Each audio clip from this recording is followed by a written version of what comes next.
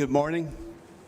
We're going to get started here. Before we get started, we do want to give our send our well wishes to a couple of our board members, to some of our staff, and their families that are dealing with illness right now. So you guys remember them in your prayers and send your thoughts to them.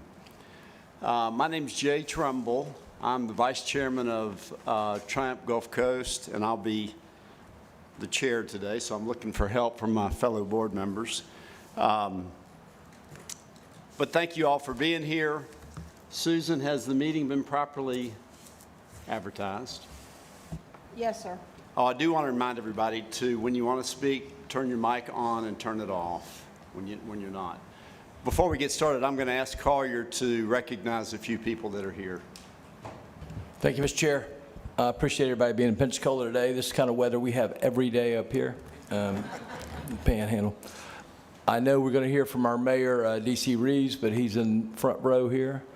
I saw former Representative J.R. Williams, and we've got our new Santa Rosa Island Authority board member, director, Mike Burns in the back. Stand up, Mike, shorts and all, buddy.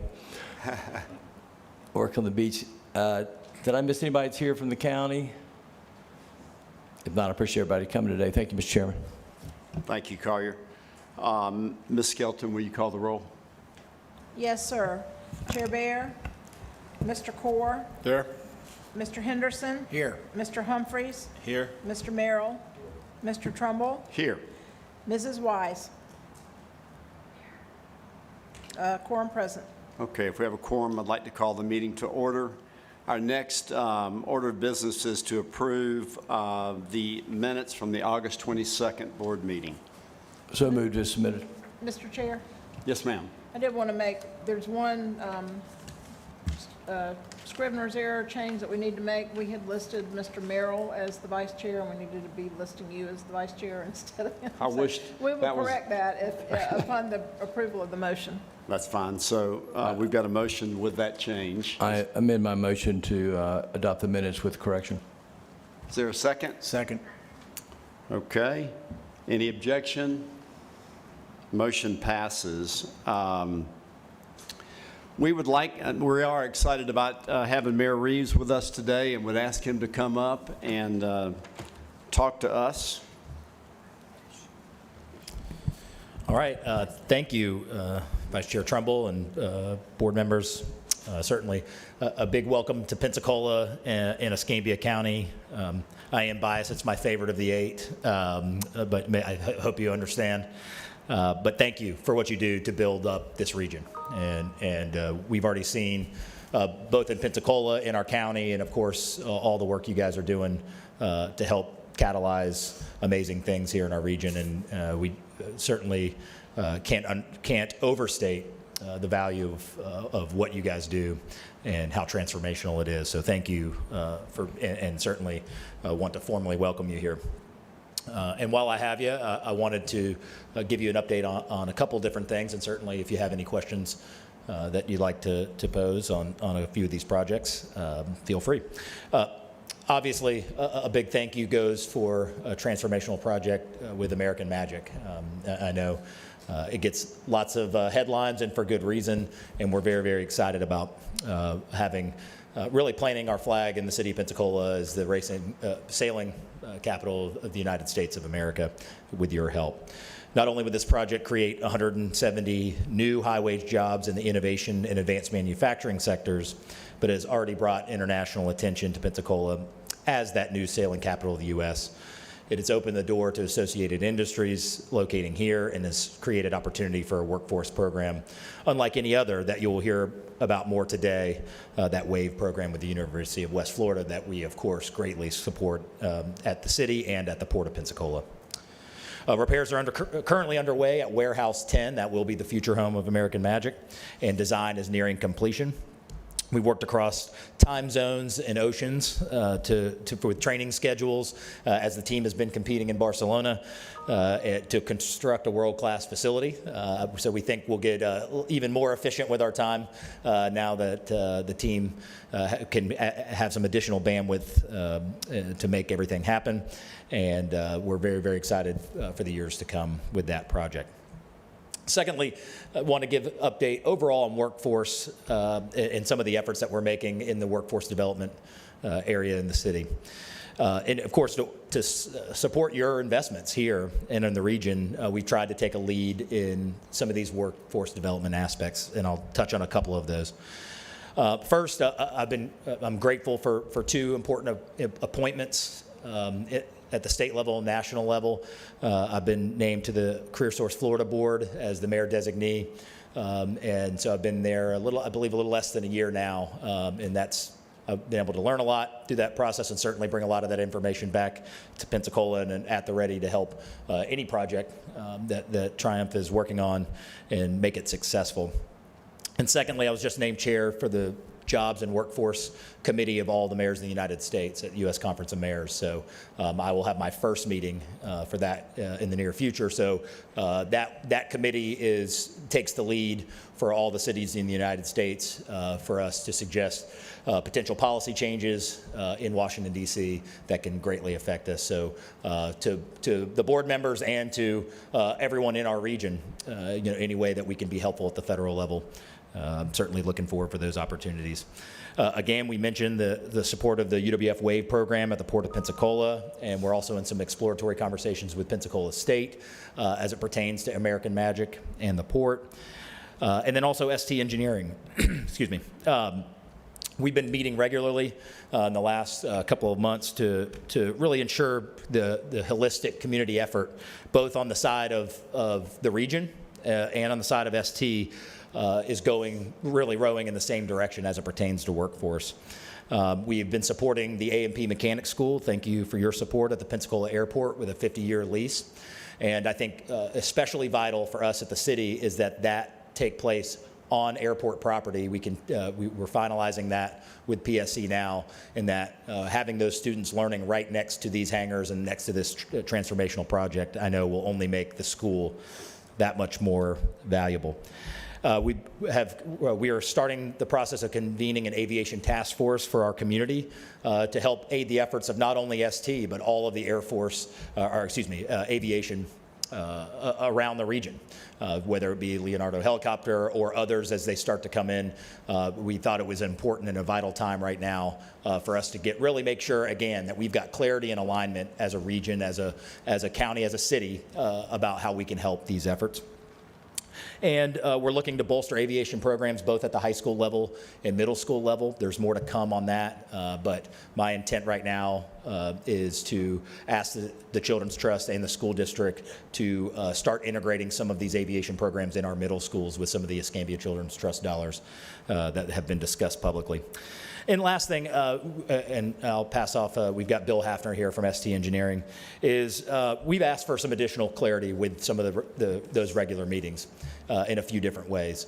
And certainly ST has been more than amicable to do so. At the end of the day, we're all vested in making sure that ST is successful and making sure that there is no ambiguity. And so we've asked ST to step up in a few different ways, of which they've done, and Bill can probably expand on.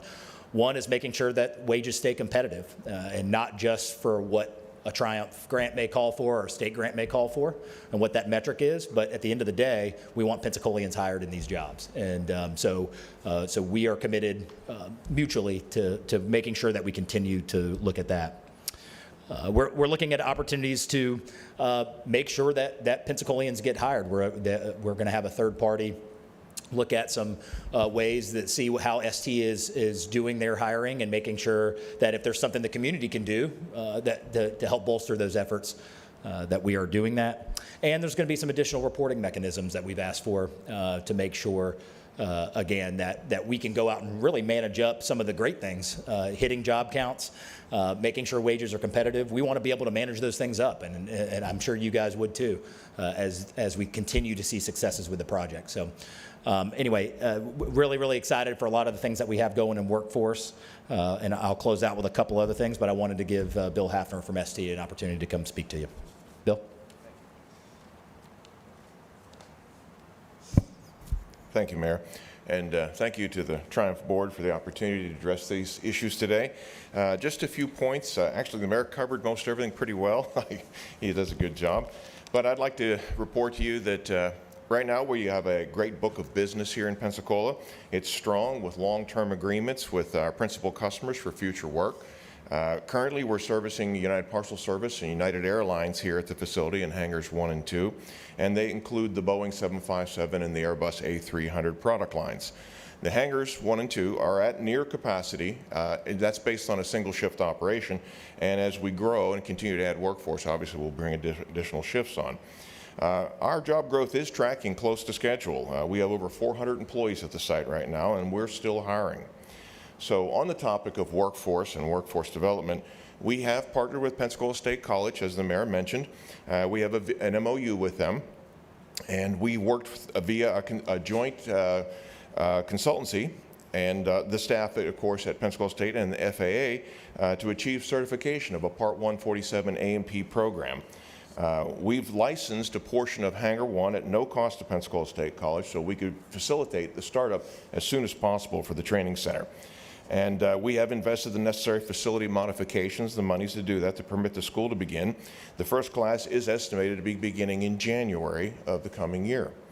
So the design of the much larger and permanent school is underway and will be situated near our Hangar 3 across the field. I'll echo the Mayor's sentiments there. It's very important to us as well that the school be situated on the airport. It's a unique situation to have a school that is adjacent to a very large commercial MRO. It's great for the students. I think it'll be great for enrollment and for the college as well. And so we're delighted with this progress, and we believe the development will help both MAE meet its hiring objectives as well as serve the community at large. I'd also like to express my personal thanks and MAE's appreciation for the Triumph Board's support of this project. I'm sure it'll be money well spent. Talking a little bit now about Project Titan, another project that you're supporting, Element 2. Element 1, as I mentioned, Hangar 2 is up and operational. Element 2 is at 95% design right now. The notice to proceed for construction has been issued by the city. So we held our pre-construction meeting with Roy Anderson, the general contractor, on the 10th of October. The site has been rough cleared and graded, and the construction offices have been mobilized, so they're positioned on site now. So we're officially underway in constructing that project. We should begin test piles for the facility sometime by the end of the month. We're hoping to have foundations in place in January, and with any luck, we might see some structural steel erection around March of the coming year. The project is estimated completion is sometime in late third quarter of 2026. It's a little beyond our desired window. We have customers waiting to bring aircraft to that facility, but we'll manage that through some of our other locations in the United States and then relocate that work here once the facility is ready.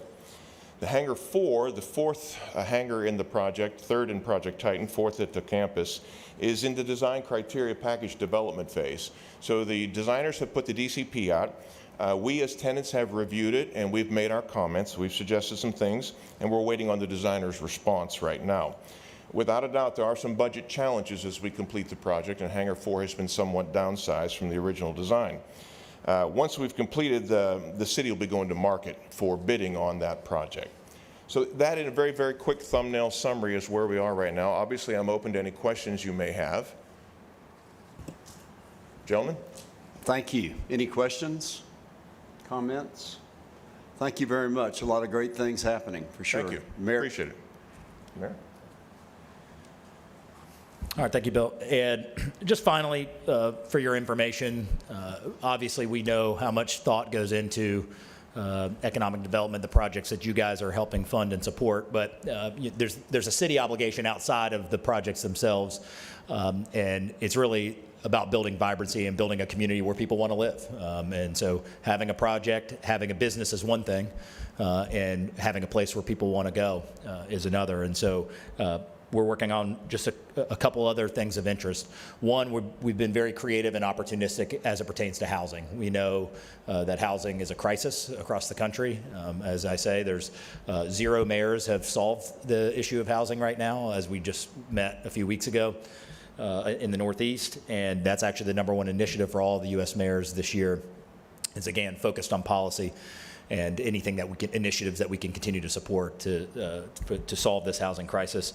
We are working diligently at Baptist Hospital, the campus there, the Legacy campus. We've purchased an old hotel site and are turning that into 82 units for veterans, including homeless veterans, homeless transitional housing.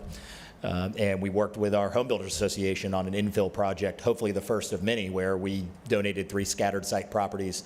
HBA has asked their members to step up and build those, and that those will go into a community land trust, which ultimately means they'll stay affordable forever, and not for just 5 years or 10 years or 20 years. So we got projects really all over the board, but our goal is to be opportunistic and creative about continuing to solve this issue. And so we're excited about those.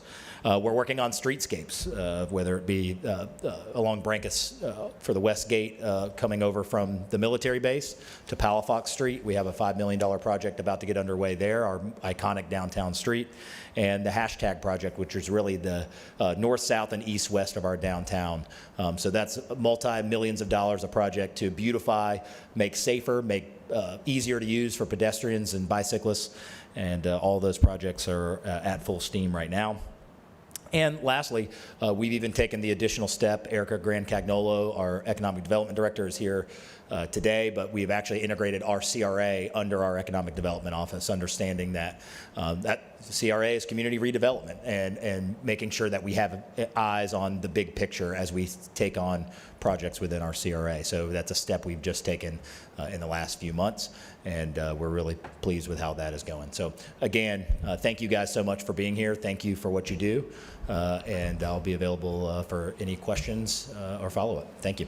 Thank you, Mayor. Do we have to keep the questions to the Triumph, or just anything in general we can ask at this point? Yeah, go ahead, fire away. I want to say, DC, our mayor's only been on board a couple of years. When he first started, somebody said, he looks kind of young, you know, can he do this? I said, and for those of y'all that don't know this, DC was besides an entrepreneur, was a sports writer in his early day, covering FSU for 2 years and Alabama. So I said, you know, he used to sit in a room with Nick Saban and have to take questions back and forth. He can handle it. But so if you have any questions about football too, you can fire away. Do my But best. He has done a good job as far as what's going on here. He's jumped on a lot of things, and we're proud to have him. But ask him tough questions. We want to hear it. Any questions? Well, Pensacola is a model city in downtown that, I live in Panama City. We look at Pensacola and go, we want to be like that. Yeah. We're really aspire to do that. You used a term today, what was that? Cultural tourism. Cultural tourism, I thought was pretty interesting, but great job. Did you have something else? No, Yeah. just thank you, and I know as opportunistic as we are, I know I'll be back in front of you pretty soon with Yeah. something, so thank you. Thank you very much. Okay, next up is our treasurer's report. I think you have before you the August and September 2024 financial report, and I'm going to turn it over to our treasurer, Reynolds Henderson. All right. Thank you, Mr. Chair. I'm going to turn it over to Mrs. Davidson, who Thank you. does all the work here and really does a great job. So Thank you, I appreciate it. We're going to start with August. On page 1 is your statement of financial position, which shows assets of $634.7 million.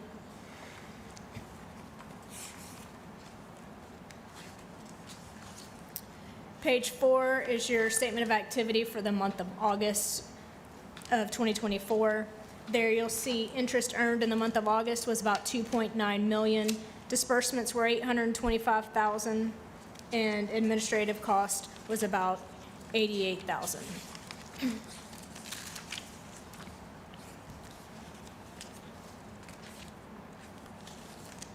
On page 8, you see the budget to actual for the month of August 2024, which shows under budget by $7,660 for administrative costs. That concludes my report on August. Thank you. Do we have any questions or comments from Ms. Davidson or Mr. Henderson? No, sir. Nope, we're good. Is there a motion to accept the August 2024 financial report? So moved. Is there a second? Motion by Henderson, second by Merrill. Any objections? So moved then. We'll move to the September 2024 financial report. Ms. Davidson? Yes, your statement of financial position on page 1 shows $631 million in assets for the end of September.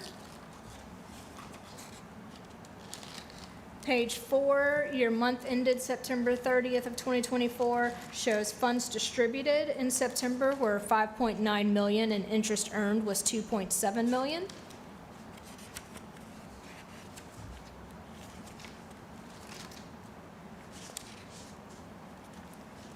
On page 8, for the month ended September 30th, you see that administrative was under budget by $20,000. On page 9 is your year-to-date budget versus actual, which shows interest income of $16 million, the funds distributed of $53.8, and administrative cost under budget by about $92,000. That concludes my report on September. Thank you, Ms. Davidson. Reynolds, do you have anything to add? No, sir. Is there any questions for either? A motion to approve, is there a second? Second. Any discussion? Motion passes. That concludes the report on the financial. We're going to move to our staff report. Ms. Skelton. Yes, sir. Legislative update, no news is good news, I reckon, at this point. The organization sessions will take place 2 weeks after the election day in Tallahassee. Those are generally ceremonial. We haven't heard anything about whether they'll add hurricane issues to that session, but we anticipate that those will come during the regular session. Legislative committee meetings will start in December and session begins in March. The Auditor General audit update is that they are wrapping up their field work, and we expect any final questions or requests for information to come in shortly, and hopefully in the near future we'll be able to report on the outcome of that audit.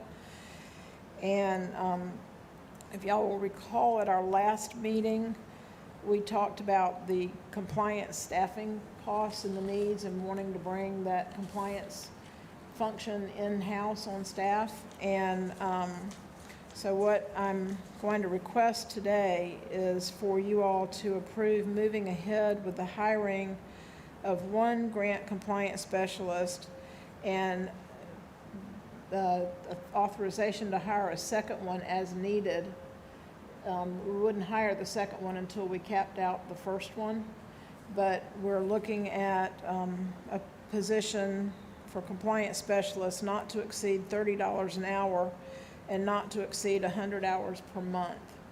And I will tell you that this, if you all approve this today, this will become a component of a restructuring that we'll be looking at when we do the performance reviews to adjust some of the positions that we already have, move one of the positions into a management role. But this is the first step, and the authority to go ahead and hire this person and get them started will help us with the offset of that compliance costs that we're building hourly on our side. So the request from staff or from me, and the chair has agreed to this, assuming that the board members will pass it, but I wanted to just ask for your approval to go ahead and make that initial hire with the idea that there would be potential for a second hire without having to bring that back to the board. Okay. Collier? Thank you, Mr. Chair. And that's one of the reasons I was trying to look at the minutes from August. I thought we went ahead and passed that motion that y'all could do that with the chair without coming back to the board, but you feel like you need a board approval, which is fine. Yes, sir, because we've sort of fleshed it out a little bit, and we know what we would be looking for as far as the hourly rate and the number of hours per month worked. And we would just, that would help our CPA to have that information in the record. Sure. And my main thing with that, I don't want y'all to be, get strung out because you're waiting for board approval, because I know how y'all are working very hard and desperate on some of these things and need extra staff for everything that's for your compliance issues. So we certainly don't want to be the hang up on that. That's what we tried before, but I certainly make the motion to approve your presentation now. Okay, we have a motion to approve the hiring of a grant compliance specialist, and then the authority to hire yet another one if needed, which will probably be needed, so that's the motion. Yes, without having to come back to the board, you've got the authority. right. Correct. Second. Okay, with motion and a second. Any more discussion? Yes, sir. I would just like to understand kind of what the needs are now. We're fulfilling those needs with this hire, what the needs in the future are, kind of understand more, like, so we can just be better educated as board members of what these needs are, instead of just saying, okay, we need to hire somebody, let's hire somebody, let's hire somebody, let's Sure, hire somebody. and I think Ms. Davidson talked about that at the last meeting. I'll let her talk about it again. We're talking about the ticking and tying process on the invoices. As far as an additional person being needed, I think that as more grants are approved and the other ones have not closed out, it's just the amount of reviewing that's multiplying as we're adding more grants. So could you come up with some kind of metric so we understand, like, okay, when we get to 50, we're going to have to hire a new person. When we get to 75, we're going to have to hire another person. So there's some kind of metric behind it, instead of just saying, okay, we're just going to hire a new person and then, So the difficulty with that is each grant looks different. So you can do a $3 million grant that is one invoice we have to look at, or you can do a $3 million grant that's 3,000 invoices we look at.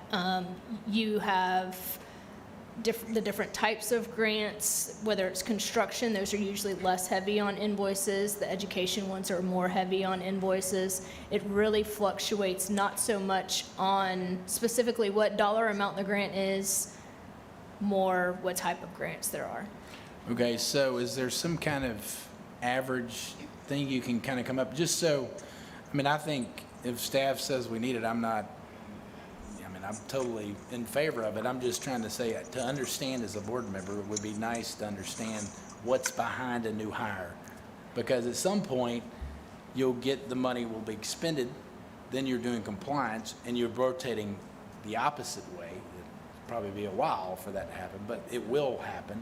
Right. And then you want to stair step down on the new hires. So I'm just trying to, as a board, be educated on this the best we can. I had pulled the information for the last 6 months that we briefly discussed at the last meeting. I can get you that information in more detail, and I can run it again for the last 6 months of the year so we can see how that fluctuates. That would be helpful for me. Thank you. Mr. Chairman, and it's my understanding, I think you express it very well. You get some that are very organized and not others that you're chasing, is my understanding. And we certainly want to stay in compliance with the statute, which we are, I hope. Do you want me to say something? I believe Corey would like to add something to the discussion. The other significant increase that you're going to see in reviews is related to the R&D projects, and we're bringing on more in R&D projects. And so over time, they're 3 to 1. Whatever your grant is, assume that their match is 3 times that. So it's significant, and those are going to increase over time versus decrease, because as they win a grant, an external match grant that they're spending, that spend is in the out years. So the compliance on the match is going to grow in the out years versus decline as some of the current projects close. So we've hit that point where we're about to go up and keep going up with the match. Because as a board, you discussed staying at 100% of validation of the matching funds. And that's what's causing that big balloon effect in the compliance review as well. And as you all will recall from the discussion at the last meeting, when the board made the decision that we want to stay at 100% compliance rate, what is happening is we have to be careful that we don't bump up against all the caps with our accounting firm. And so putting these functions in-house is a way to help alleviate some of the concern about hitting the caps with the accounting firm, which will probably hit anyway, but rather than have to go hire a different accounting firm and pay for all the overhead and everything for that, by hiring this position, which is a contractor position, and, you know, it prevents us from having to go out and negotiate and hire another accounting firm in order to continue to meet the board's stated position of 100% compliance. Right. And again, there's no one-size-fits-all metric because each grant is different. For example, you'll hear later today from IHMC about a request for money to help on their side of the compliance piece. And part of the problem with that is because they're doing human performance experimental stuff, their cost for components is very high. They're buying a lot of things, as opposed to a construction site where you can predict in advance you're going to need X number of pieces of lumber and X amount of steel and whatever. It's just, it fluctuates on some of these and it causes the cost to go up even higher. So this was the solution that you all discussed last time, to bring this function in-house so that we don't have to go out and hire another CPA firm. Right, I guess my only fear is at some point you're going up, and then at some point you're gonna go crest, and you're gonna see her going down, down, down, down. And when you go down, down, down, down, it's not gonna be, at some point it'll go down, down, down, down. And you just wanna know, because you don't want their, you know, you've hired all these people, and then all of a sudden, there's not a need for these people, so, Well- and that's gonna be down the road, but I'm just thinking, Mr. Based Henderson, on the the- beauty of them being contract employees is Yeah, that that's the important thing. when Yeah. when I they've get it, completed the but I'm work, just- we don't have to continue the function. Did I hear that right? These are contracted people, right? So, Correct. Everybody who works for Triumph, with the exception of me, Right. is a contractor. I'm a salaried employee, so y'all can kick me out the door whenever you need to. okay. all right? So we got a motion by Mr. Merrill and a second by Mr. Core. Is there any more discussion? Is there any debate? Hearing none, that motion passes then. Mr. Chairman? Yes, ma'am. Can I go back? Yeah, okay. One thing I did want to do, I forgot to do this at the top. I wanted to recognize that we have two of our contract employees here today visiting the meeting because we're close by to them. One is Cecily Kopachat, who's here, and Cecily handles administrative services and helps us with our minutes and our news releases and is a great writer, so we're glad to have her on our team. And you've met Juliet Millam at an earlier meeting this year, and she was able to come over and join us today too. So we're glad to have you all in the house. The next item is it's time for the Performance Review Committee annual meeting. The chair intended to make appointments to that committee today at the meeting, but we'll do that by email after the meeting. But I would like to note that we intend to have a meeting of the Performance Review Committee prior to the next board meeting, which we intend to be in December. Would that meeting take place like right before the meeting? Or are you talking about? We may do it that way. We may have a separate meeting just because there's a lot to discuss this time with Okay. some reorganization that we want to do. But we'll be in touch about that. And the only other thing I have is I would mention that I will be reaching out to you about a December meeting, and I'm hopeful that we can do that on December the 11th, but we'll base that on what members' calendars look like. And with that, we'll end my report, Mr. Chair. Thank you, Ms. Skelton.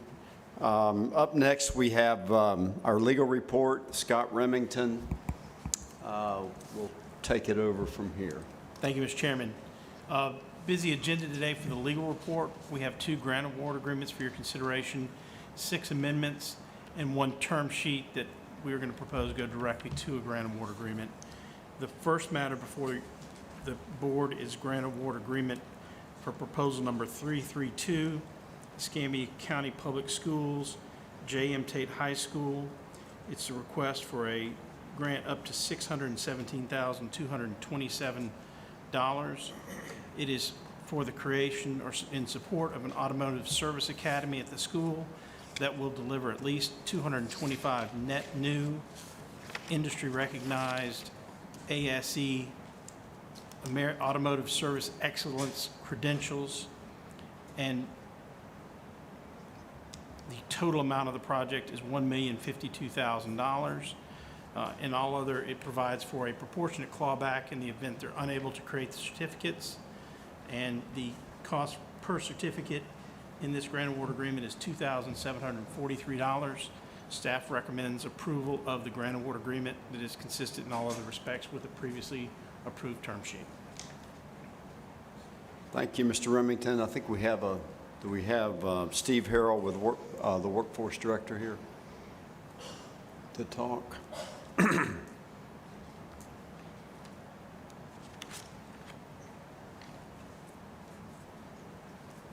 Thank you all so much for having me here. I really didn't have much to say today other than I'm excited that we finally have gotten to this point for Escambia County Public Schools, and our board will be signing off on this tonight upon your approval here. So we can turn this thing around pretty quick and start breaking ground on getting this going for students to be enrolled next August in the program. So if you have any questions, I'm here to answer those, but you've already said it all. We're bringing automotive service training back to Tate High School where it needs to be. Great. Any questions for Mr. Harrell? None? Thank you all. Thank you. Okay, so a motion to be in order to approve the grant award for proposal 332 for a total grant award amount of $617,227. So moved. A motion, is there a second? Second. A motion and a second. Any more discussion? Debate? No discussion? Motion passes. Mr. Chair, Yes, ma'am. roll call. Oh, roll call, yes. Public comment, comment Oh, first. yeah. Is there any public comment? Seeing none, would you call the roll? Yes, sir. Mr. Bear, Mr. Core, Yes. Mr. Henderson, Yes. Mr. Humphreys, Yes. Mr. Merrill, Yes. Mr. Trumbull, Yes. Mrs. Wise. Yes. 6-0, Mr. Chair.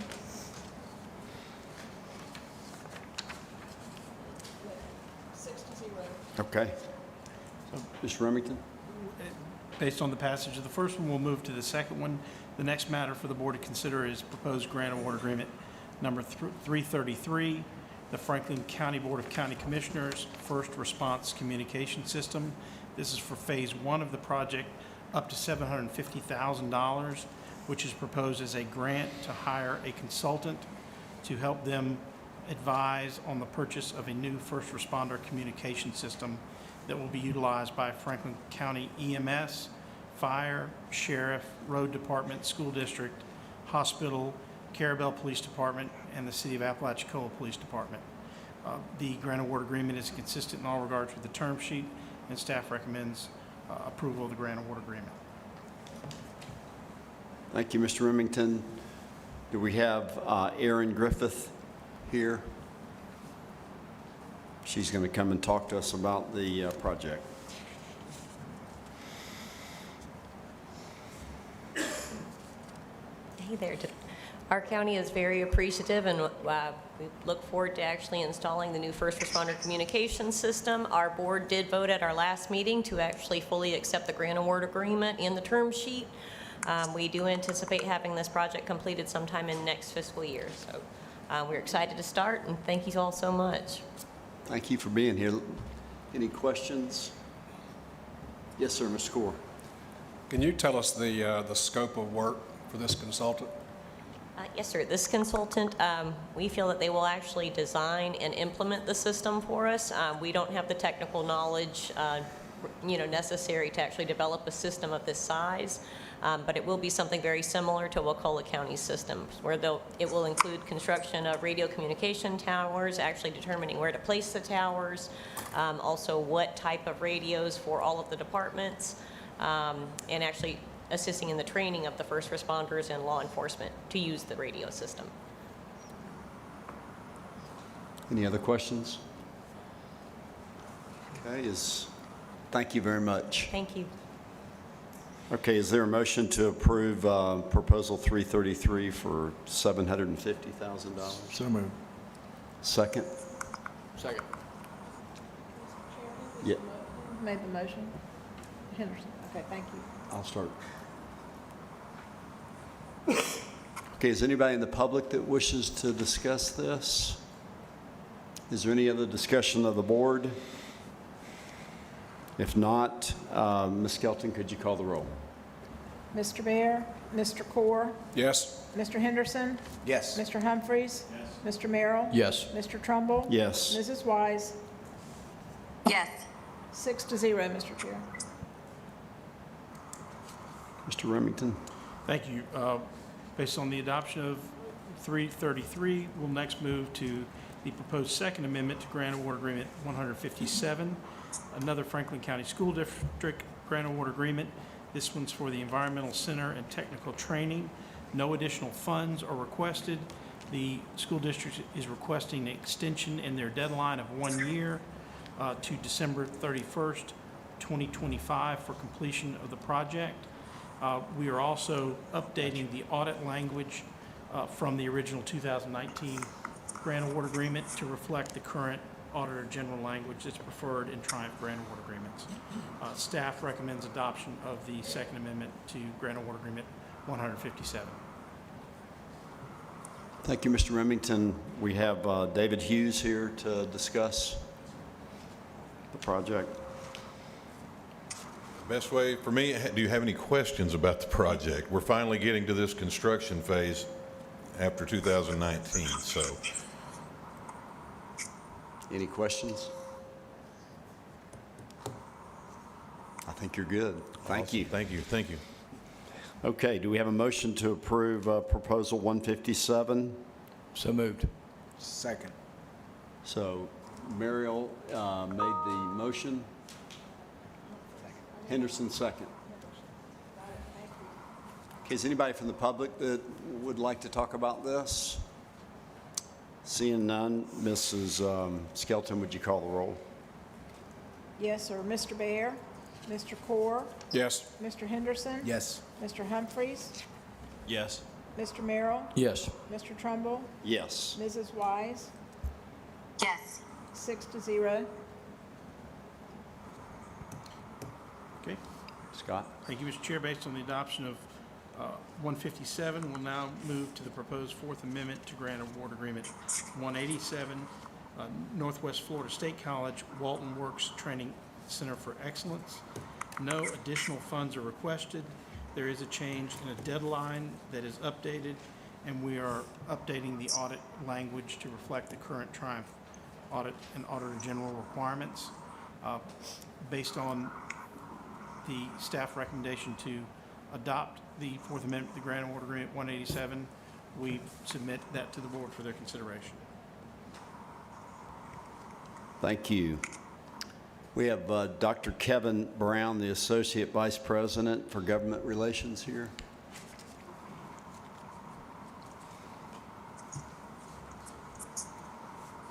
Good morning, Board. Kevin Brown, Associate Vice President, Northwest Florida State College. Not a doctor, but appreciate the promotion this morning.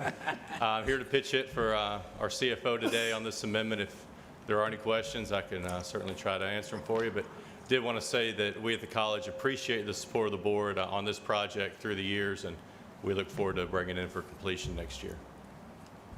Yes. I was wondering what you were doctor of. I want to hear that dissertation myself. Next time you come up, try to be a doctor, okay? So how is everything going with Walton Works, and is this any change as far as, you know, with the programs you guys have been working on? No, as Mr. Remington stated, no additional funding is needed. These are really just technical changes that align us with the new requirements and the deadlines for Triumph, and adding some of our grant deliverables in there. Any other questions? Like the motion's in order. So moved. Is that you again, Henderson? Henderson's made a motion, second. Collier, second. Any discussion? Any more discussion? Thank you. Thank you. Is there anybody from the public that would like to discuss this or make comments for or against? Seeing none, Ms. Skelton, can you call the roll? Mr. Bear, Mr. Core, Yes. Mr. Henderson, Yes. Mr. Humphries, Yes. Mr. Merrill, Mr. Trumbull, Yes. Mrs. Wise, Yes. 6-0. Okay, Scott? Thank you, Mr. Chair. Based on the adoption of 187, we'll move to a proposed second amendment to grant award agreement 233. This is the IHMC Center for Human Health Span. It's a request for compliance and reporting cost assistance of $857,405. This would take Triumph's total potential award to $20,723,761 and increase the project total budget to $110,472,324. Based on negotiations with the IHMC, staff would recommend adoption of the Fourth Amendment to the grant award agreement, and note that Ryan Tilley from the IHMC is here to answer any questions the board may have. Do we have any questions? I have a question. Yes, sir.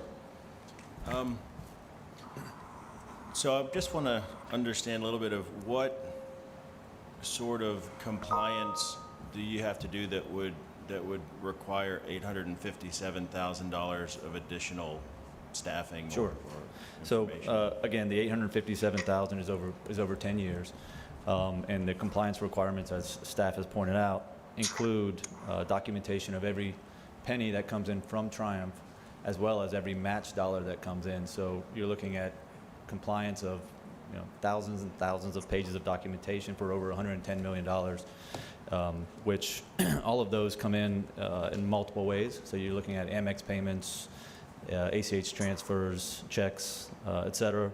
So that with the match components is basically the bulk of it.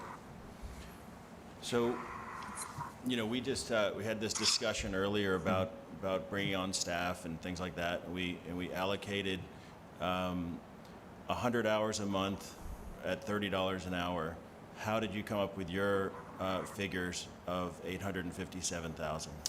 So $857,000 is approximately a 0.75 FTE, so 75% of their time right now, across a 10-year cycle. So looking at an association for independent research institutes, we pulled some different labor rates, which this comes out to. The one we chose was essentially a blend between a bookkeeper and a compliance support role, which is about a $52,000 a year job. So the fully loaded rate, again, comes out to the $857,000 over 10 years. So the hope is, the plan is that that IHMC will come back to Triumph with a new proposal, which will totally separate from the existing number 233. The combination of those two will pick up the other 25%, the hope is. So it's $52,000 a year is the employee, and 75% of that person's time times 10 years would be 52 is the base rate, so Right. With fringe, I think that comes out to about 70,000. 70,000, and it's 70,000 and 75% of that person's time. Correct. So I get 525,000, not 847,000. So there's again, a 5% cost of living adjustment year over year. And again, just to point out, this is a not to exceed rate. So if we don't need to use that person at 75% or 100% in the future, we won't be requesting Triumph funding for that. And I guess my second question is, if, let's just say all these numbers are accurate, and this is what it takes to comply, I mean, are these compliance standards so burdensome that they require, full-time people for 10 years throughout the course of the projects? Or was none of this accounted for in the original numbers? None of it was accounted for in the original numbers. I think the short answer is yes. I think the compliance burden is significant. We would have to probably divert research dollars from our existing Triumph grant to support this role, which would kind of certainly impact the Triumph dollars have. But yeah, absolutely. So again, this is a not to exceed. So if we don't need it, we won't request it. But no, there wasn't. I think early on in this process, at least from IHMC's standpoint, the project was still evolving. The interaction with Triumph was still evolving. So some of these requirements, some of the compliance is new. Some of it we didn't recognize. We just didn't know what we didn't know at the time, or we would have built more into the original. So there's additional compliance now than when you originally, I guess, got the grant award? So it's evolving, it's changing, depending on the type of projects we receive. So working with the DoD, there's a lot of different compliance on that side that doesn't really impact Triumph directly, but all of that comes into play as you have different types of funding vehicles, different types of funding coming in from DoD, different ability to use match requirements. So it's a complex situation, I guess. I guess, so in making the numbers, it was sort of shooting beyond what you thought you'd need, but what the idea is that we would get sort of I guess the amounts wouldn't be used, but then I guess we'd have to reallocate them and I guess figure out where to place them. But I don't know. I still think that it's a huge number for compliance. Well, I mean, I believe that based on a $25 an hour position growing over time, I don't think the compliance to get to $110 million isn't going to go away. There's limited efficiencies there. I think as we add a new project, it's only going to get more complex. We don't have a big chunk of construction, so as staff pointed out earlier, there's a lot of different changes that are going on all the time. We're buying, have Amex payments for supplies going on all the time. That in and of itself turns out to be hundreds and hundreds of pages to pull together from different platforms to submit to Triumph. And it's not just pulling them down and sending them. We need to organize, put it all in the easiest way to ingest for Triumph staff.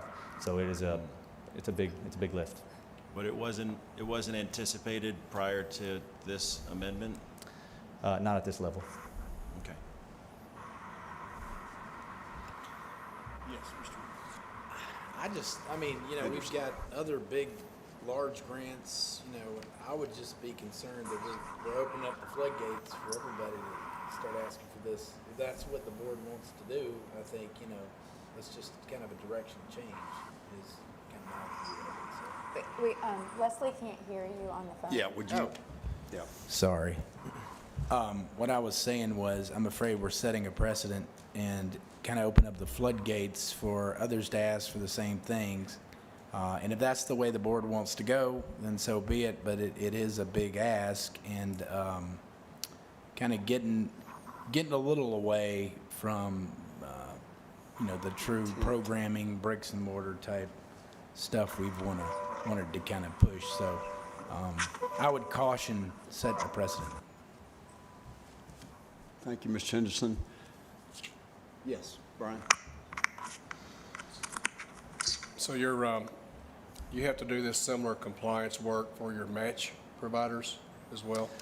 So we have DCA and different DoD compliance requirements that are that we're beholden to. Yes. So you're increasing the total project by the same amount that you're asking for the increase in the grant. Correct. So are you asking for Triumph to pay for compliance, all of the compliance? No, we're going to track it very closely, and I think in dealing with staff, there's going to be another level of reporting requirements for compliance support, so we can justify that it's only being used for Triumph. So it's costing you a lot more than that for compliance for the whole project? Well, we have, I mean, it's tough to say because it's built into our administrative costs, so we don't call that out in any real way, so we're going to have to do that for this role. Thank you. Leslie's good. Leslie, do you have any questions? I do. Can you hear me? Yes. Okay.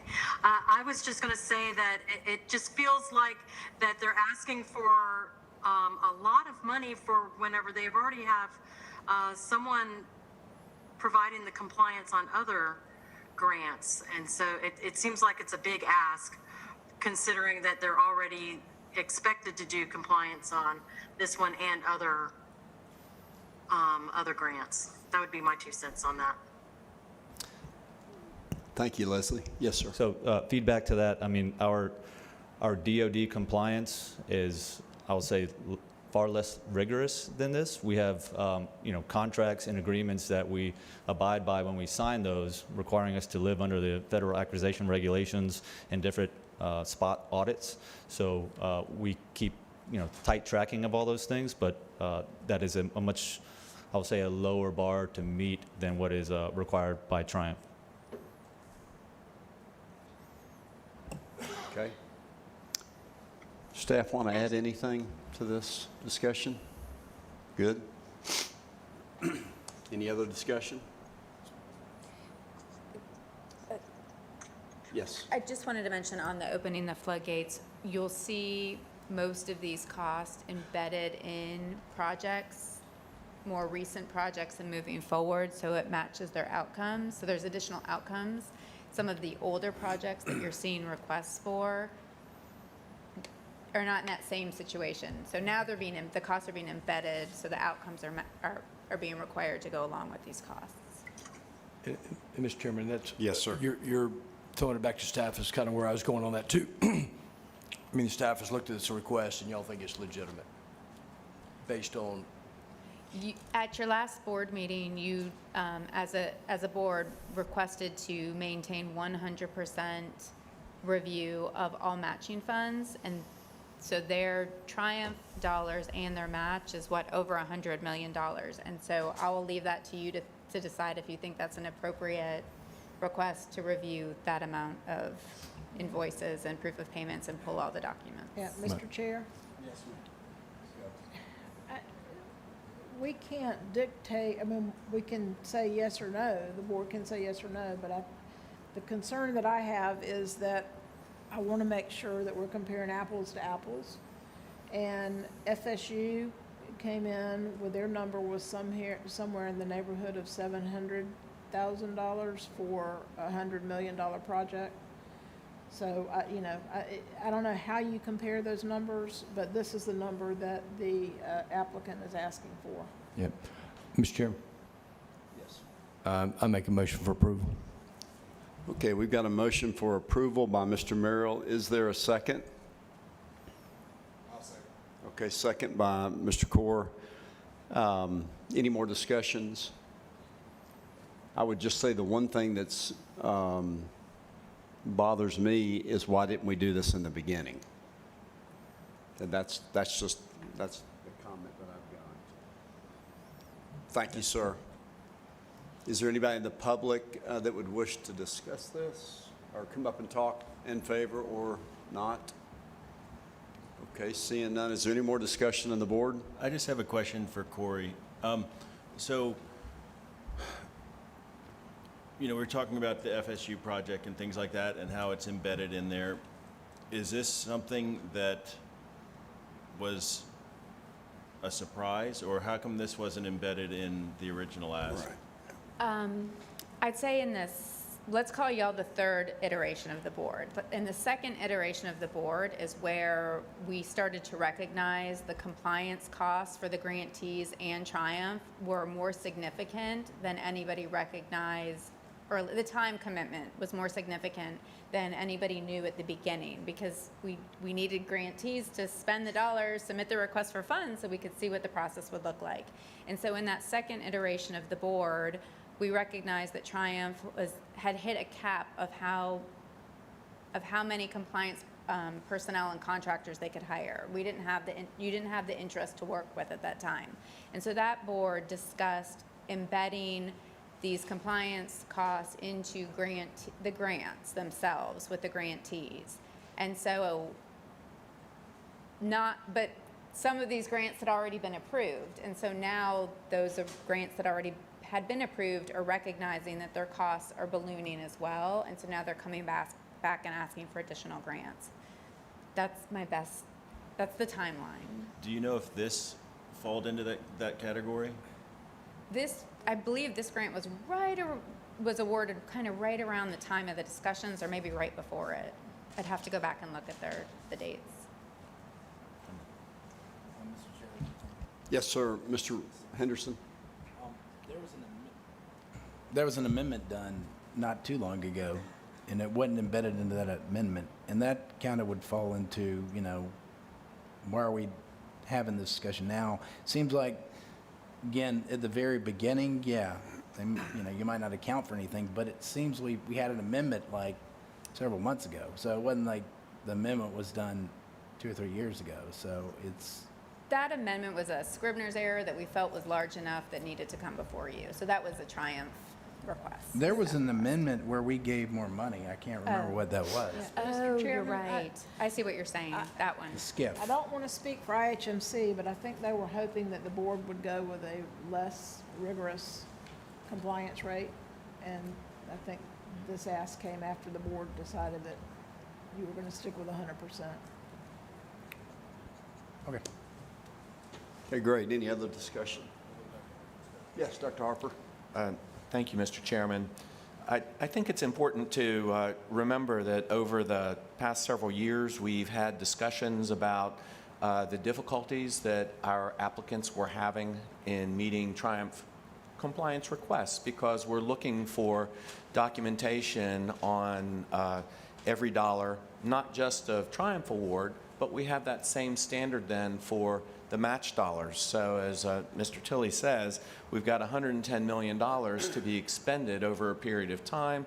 If you look at an $850,000 cumulative expenditure for their compliance expense, that's well under 1% of the dollar value of the grant, which is fairly conservative, I would think. And the intent of Triumph staff in pursuing this is to try and shift some of the compliance burden off of our accounting team, off of our other project support teams, so that we're not constantly in a position of having to educate applicants about how to submit documentation of their Triumph reimbursable expenditures. And so I see this as an effort to shift some cost onto the applicant, and it's only just in the last year that we have been able to escape some of the constraints of only being able to spend about $900,000 a year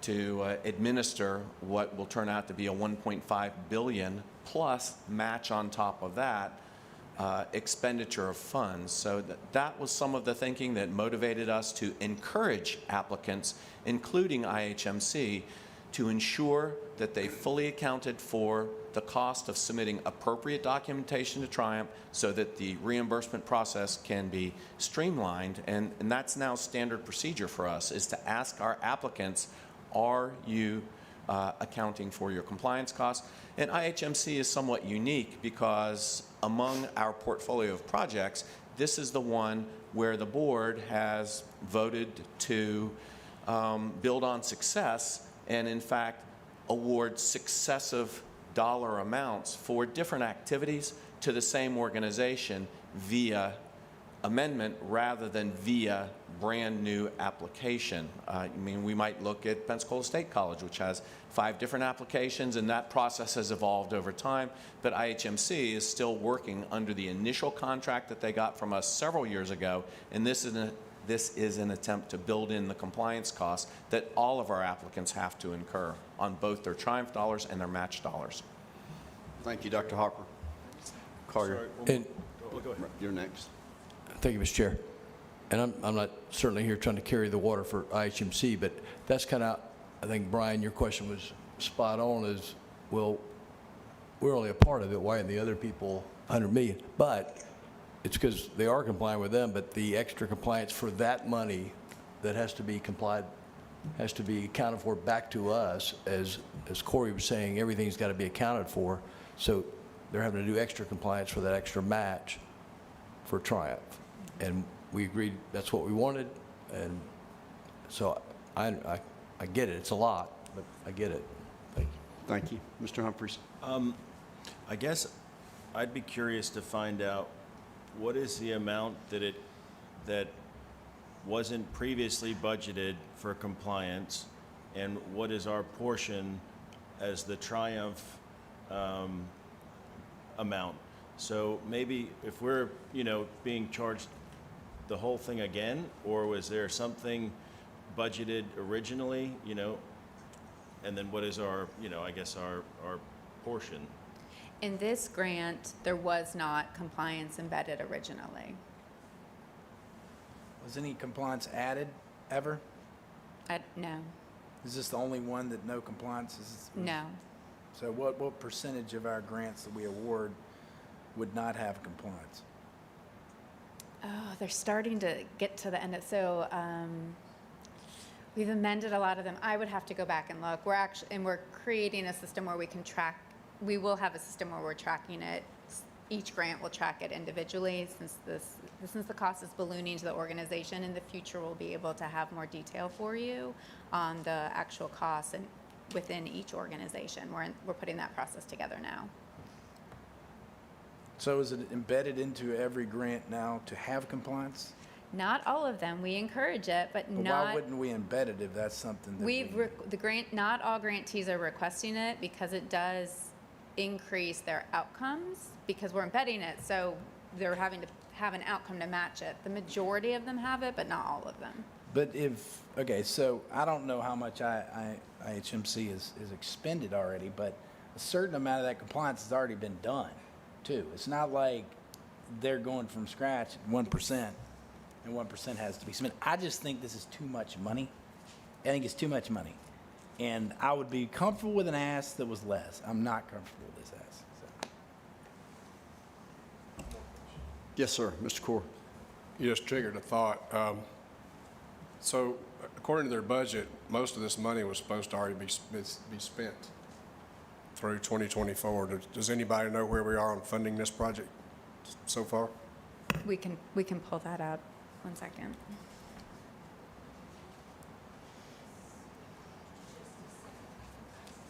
Yeah. Give us just a second and we'll be able to tell you the Okay. answer to that question. Now, you see where I'm going with that? If we've already funded most of it, It's the why are we paying for 10 years' worth of compliance? The match.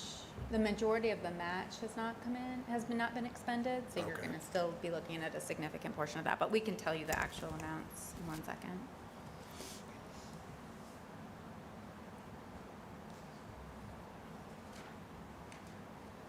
So And the total. Mr. Chair, if the board is not able to come to a consensus, you can always postpone this vote to another meeting if you need to do that, but So- Jennifer's going to give you the amount. The total project cost, the match and the grant, is $109.6 million. The total Triumph portion is just under 20 million, and the total match is just under 90 million. So to date, we have you have funded them 11 million.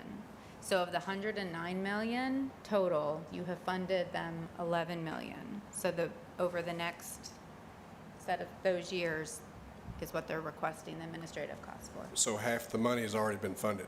But they still have to prove almost 90 million Oh, okay. in Yeah, match, that's or what- maybe it's probably 80 million. Some of the match has already been proven. Because unless you all would like to bring up the discussion about 100% of the documentation validation of the match again, that's your other choice. Ms. Skelton, you said something I didn't. What did you say?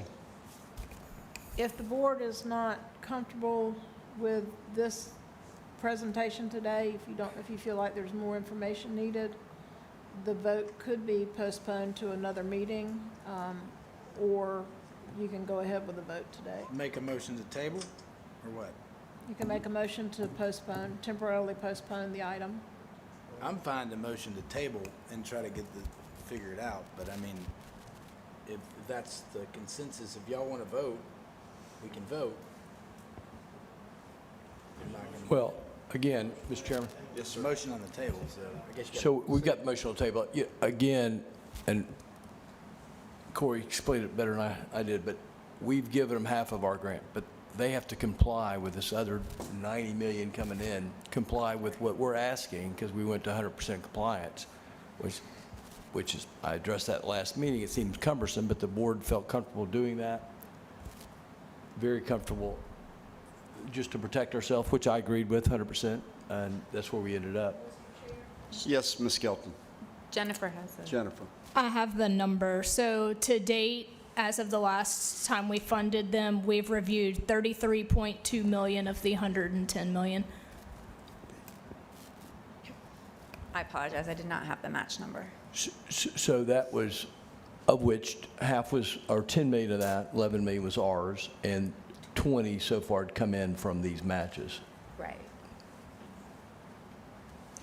Ms. Chair, Yes, sir. from a parliamentary perspective, I just want to make sure if Mr. Reynolds' comments were a motion to lay on the table to the next meeting, we would need to determine whether or not that motion was seconded, and it would come up before Yeah. discussion continues.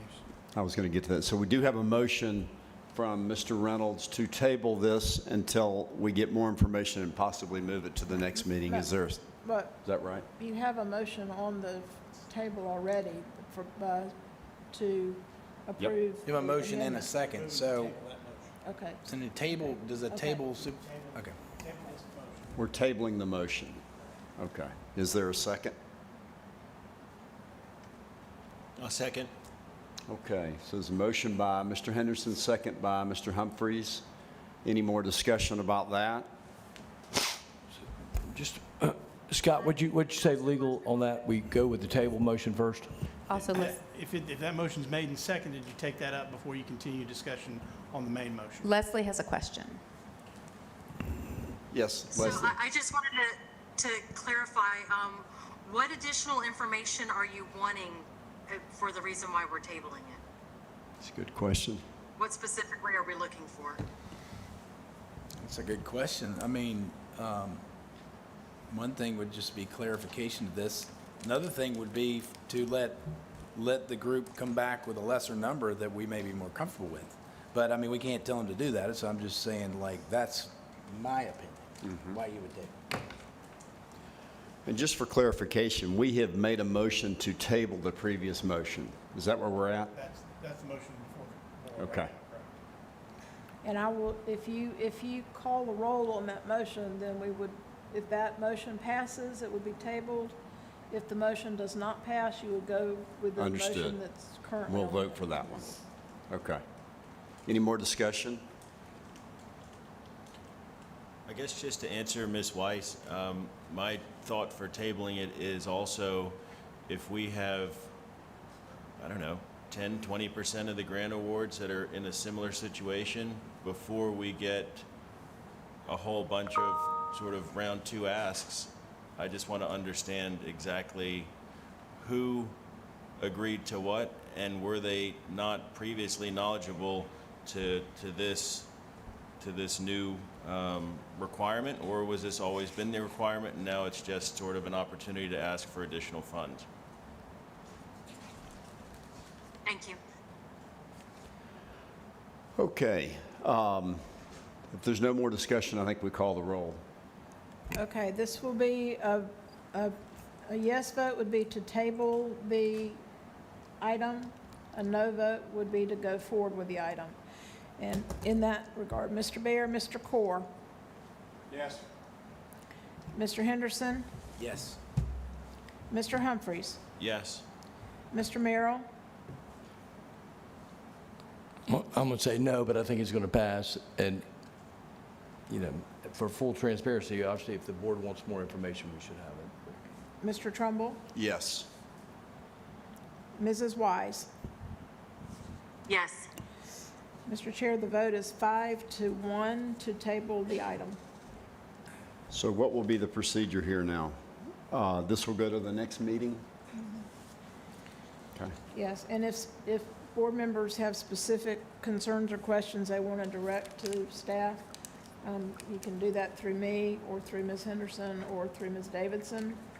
And again, this is not saying it can't pass in the future. Understood. But if the awardee would like to adjust their numbers or have further conversations with board members, that would be appropriate. I think it was a great, healthy discussion we just had. Let's move on to the next one, Mr. Remington. Thank you, Mr. Chair. The next matter before the board is the proposed second amendment to grant award agreement number 246. That's the FSU Panama City Ascent Cybersecurity and New Technologies Program. There are no additional funds requested. It's a budget amendment to rename and reorganize certain categories of the budget. And based on that information, staff recommends approval of the second amendment to the grant award agreement. Great. Do we have Daniel Crittenton here? He's the Ascent Director. Hey, good morning, board. Great to be back in Pensacola. I have nothing else to add unless there are any questions for me. Yeah, are there any questions for Mr. Crittenton? Thank you, sir. Thank you.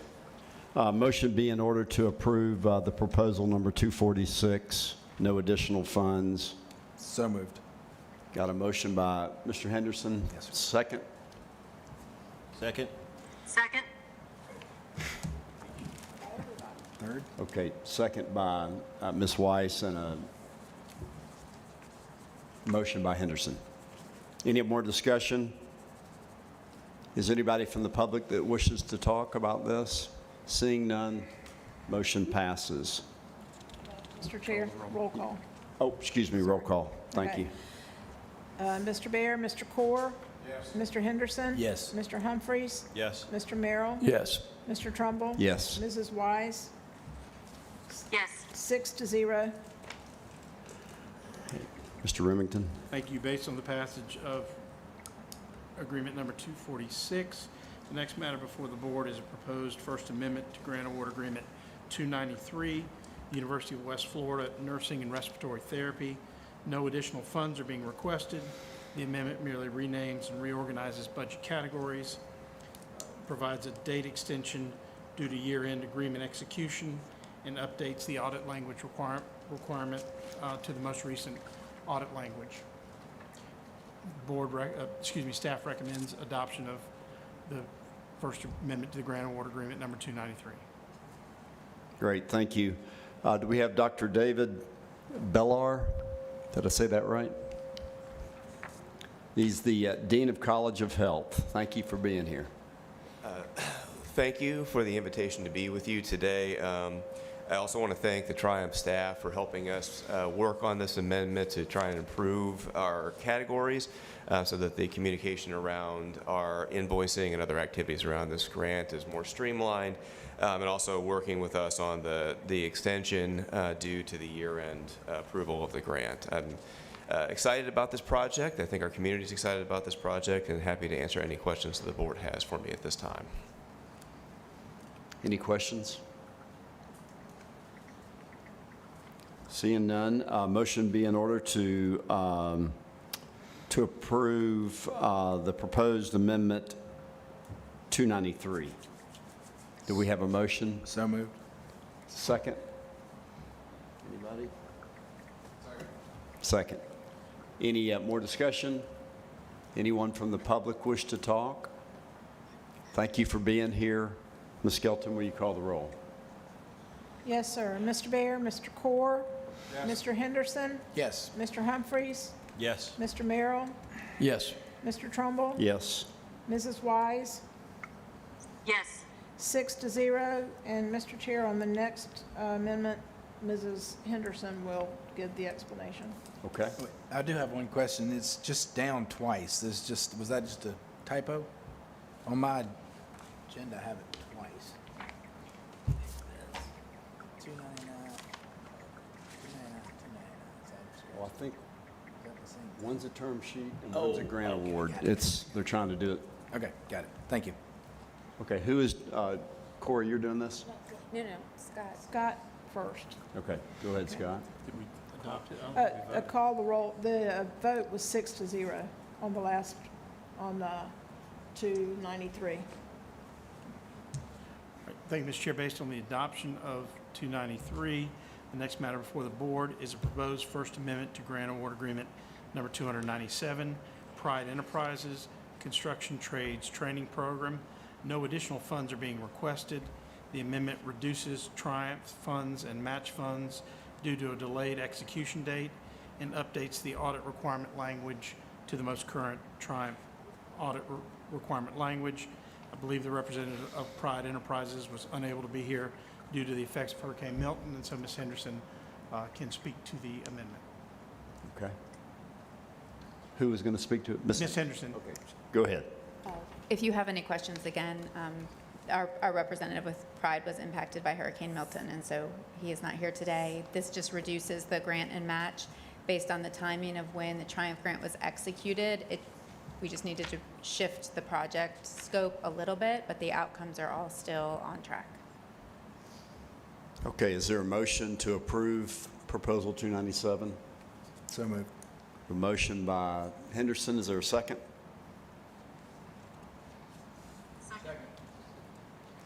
Second by Collier. Any discussion?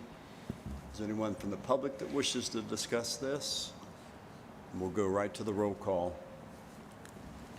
Mr. Bear, Mr. Core, Yes. Mr. Henderson? Yes. Mr. Humphries? Yes. Mr. Merrill? Yes. Mr. Trumbull? Yes. Mrs. Wise? Yes. 6-0. Okay, Mr. Remington? Thank you. Based on the adoption of amendment to Project 297, the next matter before the board is Project 299. The board will potentially consider both a term sheet and a grant award agreement today for 299. The proposed term sheet for Project 299, Pensacola State College Diesel Mechanic Training. It requests a grant award of up to $7,627,873. It is to provide 2,002 net new NASA diesel maintenance technician certificates to students at Pensacola State College. The cost per certificate to Triumph would be $3,814. The total amount of the program is $13,127,873.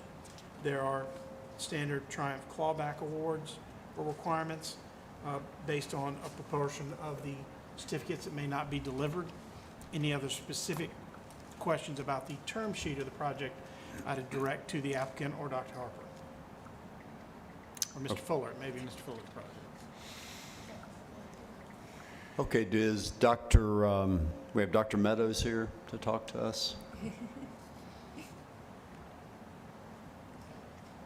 Dr. Meadows was not going to be available for this meeting. I'm Dr. Debbie Duma. I'm the Dean of Grants and Federal Programs at the college, and Mr. Mike Listow, who's the Dean of our Workforce Education Programs. Great, thank you for being here. Do we have any questions? Is there a motion to approve? Mr. Chair. Yes. I just wanted to point out that the reason that we're doing the term sheet and the grant award agreement at the same time, if the board is approving of that, is that they're ready to go with this project. This will be co-located with the CDL facility at Santa Rosa, and they're on go, so they were ready to ask us to do both at one time. So if the board approves that, that would be the purpose for that. And I believe Mr. Shannon Ogletree is here from Santa Rosa County if you had any questions. This is co-located on the Santa Rosa Industrial Park East. Yes, I got it right. So are we doing this at the same time, or we'll do two separate motions? Two separate motions. Okay.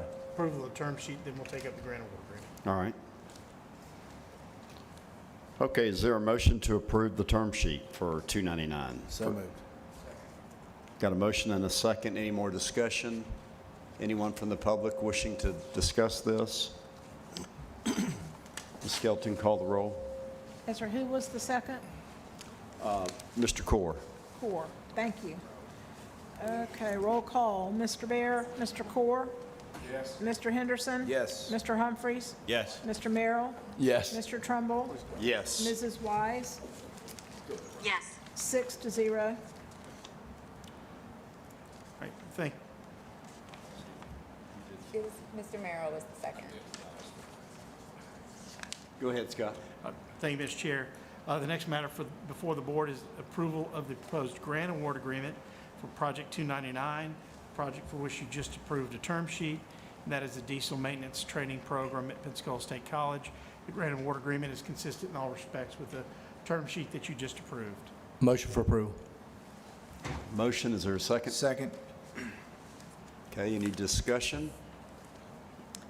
If I might, I just wanted to say thank you to the board for considering both of these, and also thank you to the staff for helping to expedite this so we could get it done together, especially with it being the end of the year and the different Right. breaks that the college has. We do appreciate it. Thank you. Yeah. And just to add too, we are ready to go and excited to start, so thank you. Good deal. Anyone else wish to talk? Ms. Skelton? Mr. Bear? Mr. Core? Yes. Mr. Henderson? Yes. Mr. Humphries? Yes. Mr. Merrill? Yes. Mr. Trumbull? Yes. Mrs. Wise? Yes. 6-0, Mr. Chair. We have one more? No, Mr. Chair, that concludes the legal report. Okay. Okay, so that was a lot, wasn't it? We're going to move now to the program administrator's report. Corey Henderson. All right, so my report today is mostly a preview of coming attractions. All of your grantees, with the exception of one, have their annual report to Triumph due on October 31st. So in December, we're going to have a long program administrator report. So be prepared. I will be highlighting the success stories across the region and across your grants. And if there's any in particular that you want to make sure that I touch on, because I won't go through all 60 of them, but if there's one in particular you want to make sure I touch on, please let me know. But a few highlights in advance.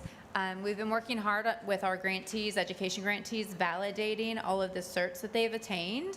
And since in the last few years at Triumph, they have attained over 14,500 industry certifications funded by Triumph. Additionally, another highlight is that your Wakulla radio investment, the emergency radios, were used during the recent hurricanes. And so the part of the system that is up and running, they used it. They're so appreciative. They said, thank you. It worked wonderful. They were able to communicate in parts of the county and in buildings that they'd never been able to communicate in before. So it's already being used and implemented. And also another note about Wakulla, the War Eagle Academy, Wakulla School District was your first education grant. And over the years, they've been so successful that the board gave them a $20 million grant to build a CTE facility and hire all the teachers and put in all the instructors. And they're having their grand opening for that very soon. Susan sent you the invite, so if anybody can attend, we'd encourage you to do that. And if you don't have any questions, I'll move into my regular report. Do you have questions? I don't have any questions about what you said, but I have some questions about projects after you get done with your report, so. Okay. All right, so the formal report. You have, as of last week, you had received 342 pre-applications totaling over $2.9 billion. And staff recommends that pre-applications 342, 343, and 344 are recommended as statutorily eligible, and 337 is still under review, awaiting additional information from the pre-applicant. As of last week, you had received 143 applications totaling almost $1.4 billion in requests. And you'll also see the regular status updates and the list of what Dr. Harper will discuss in his economic report. Any questions? Are you done? You done? Yes. I didn't mean to say it like that. No, Are you? yes, Are that you is my done? formal, I was trying to be real short today. All right. Because I'm going to be long in December. Mr. Henderson. Questions about, to start the Gulf ship MRO. That sounds very interesting. How's that progressing? So that is the one that we are still waiting on the pre-applicant. Scott Remington can address it for some legal questions that the team had. No, okay. All And I was going to ask about the Seacoast and Walton County project. How's that progressing? It's not on there? I was going to ask you about So Seacoast, we have a pre-application from them. We've had quite a number of meetings in person, on the phone, and our last call, we thought there was great communication and a lot of excitement from their team on some curriculum ideas that Dr. Fuller gave them to connect what they wanted to do with what Triumph funds and how to bring all that together. And there was a lot of excitement on that in that meeting. So we're just waiting on them to submit their application. So they haven't submitted the application? And then the Walton School District, again, we had a call with them yesterday to review their application. It's a little unbalanced at this time, would be the polite way to say it. And so we're looking forward to the next iteration. And Dr. Fuller is going to meet in person with them again as well. Okay. And I was going to ask, what about the Definiak Springs Airport project? How's that going? So Rick and I have been working with Scott Remington on that, and he has responded and been responding with our recommendations and thoughts and communications, and I can pitch it to Scott if you'd like for more details. No, I've talked to Scott. I just wanted to hear from Okay. you. So. Yes. Okay. All right. Thanks. Thank you, Mr. Henderson. Any more comments for Corey? We will need a motion for this, right? Is that correct? Is there a motion to approve the program administrator's report? So moved. A motion and a second? Second? Second by Mr. Humphreys. Motion by Reynolds, right? Yes, sir. Okay, call the roll, please. I can call the roll, but you don't need to on this one, but I'll go ahead and call it. Do what now? You don't need to. We don't need a roll Then let's call. don't call the roll. That's fine with me. This one can be a without objection. Okay. We'll move to the Economic Advisors Report. Dr. Harper. Thank you, Mr. Chairman. The first project up today is number 324. Walton County is seeking up to $20,152,671 in Triumph funding to purchase a new county-wide P25 interoperable land mobile radio system. Walton County and the Walton County Sheriff's Office will be responsible for a minimum of $20,444,300 of the total project cost. The Triumph share of the total project cost is 49.6%. The new proposed radio network will have high-capacity transmission and will achieve the coverage, capacity, and interoperability requirements that will support both current and continued population, business, and industry growth. The enhanced emergency preparedness could be responsible for badly needed emergency communications capability in Walton County. The project is clearly eligible for funding under the provisions enacted by the legislature. However, it is not possible to assign a direct job count to the project. For this reason, staff score the project as a B. Thank you, Mr. Chairman. Thank you. I think we have Ms. Tracy Voss, or Mr. Tracy Voss, excuse me.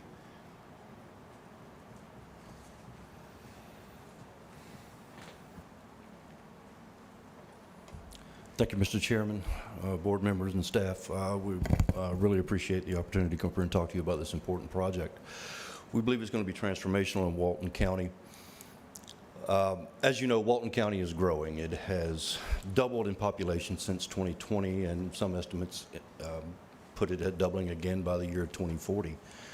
Unfortunately, our public safety communication system in Walton County, which was designed and implemented in the mid-2000s, is not scalable to achieve anywhere close to matching that level of growth and the demand on that system. As the population has increased, as we have added more responders to the system, we haven't found that system able to keep up with growth and the demands on it. One thing I do want to point out about this system, and just in the interest of brevity, I know we're getting late in the program here, one thing I want to make you aware of is this is not just one system that this impacts. This impacts the entire three-county area of Okaloosa, Walton, and Bay counties. Our neighbors to the east and west, Okaloosa and Bay County, they have standalone proprietary systems as well, which is what we're asking for here. What this system gives all three of us the ability to do is to tie our dispatch cores, the brains of each one of these three systems, we can tie them together in an area-wide network.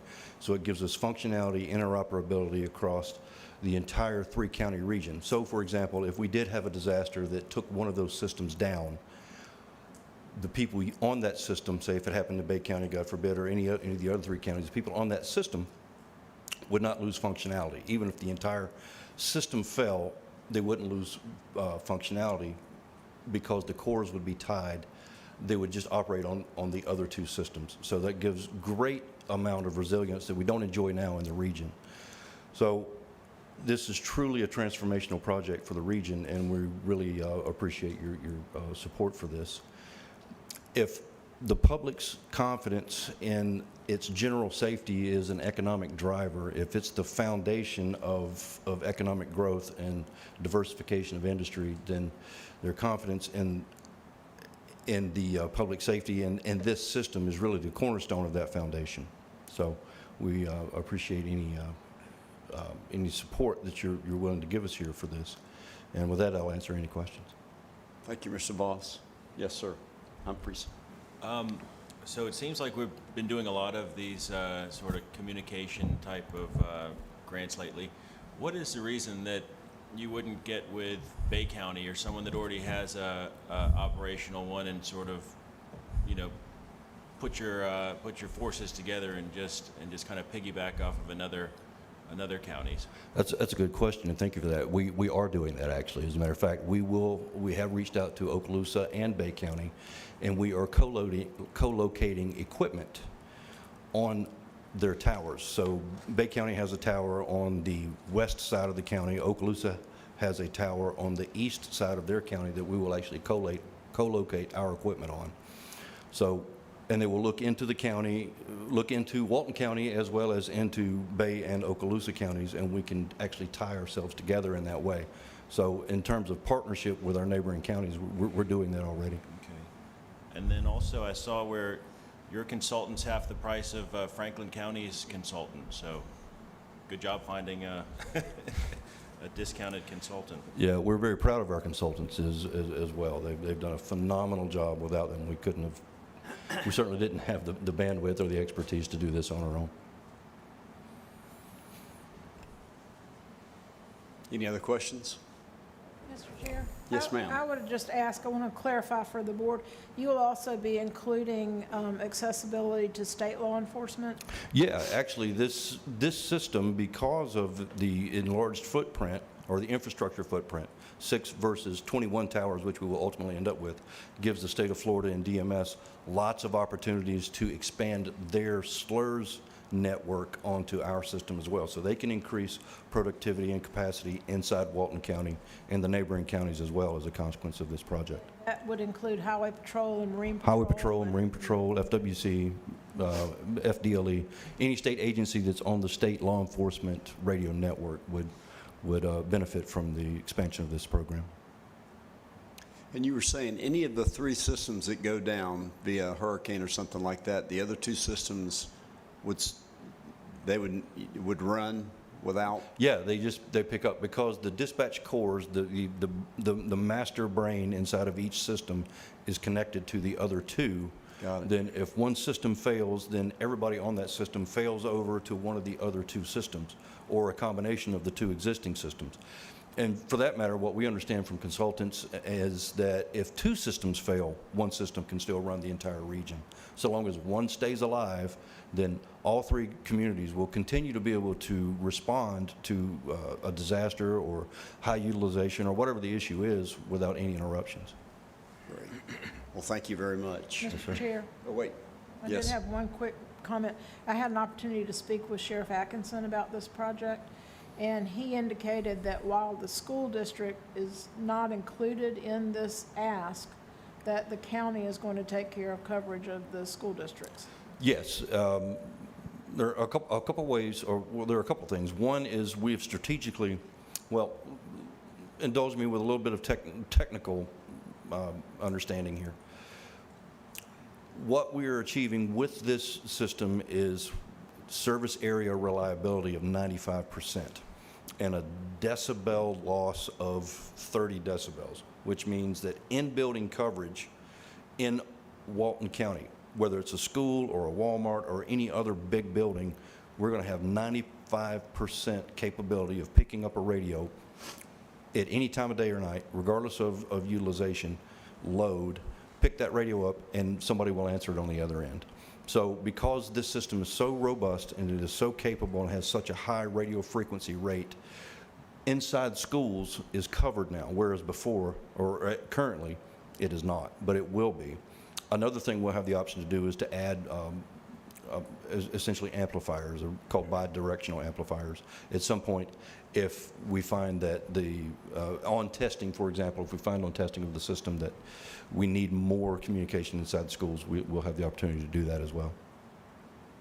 And we're putting radios in all the schools. So part of what we're asking you for is to actually purchase radios for this project. Radios that we have will be in the school, so they will have radios to communicate with. Great, excellent. Any other questions? Ms. Skelton, did I answer that okay? Great. Thank you, Mr. Voss. Thank you, Mr. Chair. So a motion would be in order to direct staff and council to move to term sheet negotiations with Walton County Board of County Commissioners for Proposal 324 for a grant request up to $20,152,671. Is there a motion? So moved. Motion by Mr. Core, second? Second. Second by Mr. Merrill. Any discussion? Anybody from the public wish to discuss? Great. Would you call the roll, please? Yes, sir. Mr. Bear, Mr. Core, Yes. Mr. Henderson, Mr. Chair, I'm recusing myself because I lease a building to the Sheriff's Department, and since they're part of the application, I felt it would be better for me to recuse myself. So. Okay. and he has filed the appropriate paperwork to abstain. Okay. Okay. And Mr. Humphries, Yes. Mr. Merrill, Yes. Mr. Trumbull, Yes. Mrs. Wise. Leslie? She's muted. You're Okay. unmuted. Yes. Okay. Sorry. Thank you. Thank you. Yes. Mr. Chair, the vote would be 5-0 with Mr. Henderson abstaining. Okay. Thank you. Dr. Harper. Thank you, Mr. Chairman. Project 330 from the University of West Florida requests up to $3,315,600 to start up a Center for Water and Vessel Engineering. WAVE is the acronym. The WAVE program will be located primarily at the Port of Pensacola, but with additional space on the UWF Pensacola campus. It will serve as a research and development center for vessel engineering and related fields by connecting UWF faculty with organizations such as American Magic. The requested Triumph Award would represent 23.8% of total project spending. WAVE will also serve to connect UWF engineering and technology students to watercraft industries in Escambia County, as well as other coastal counties in Northwest Florida.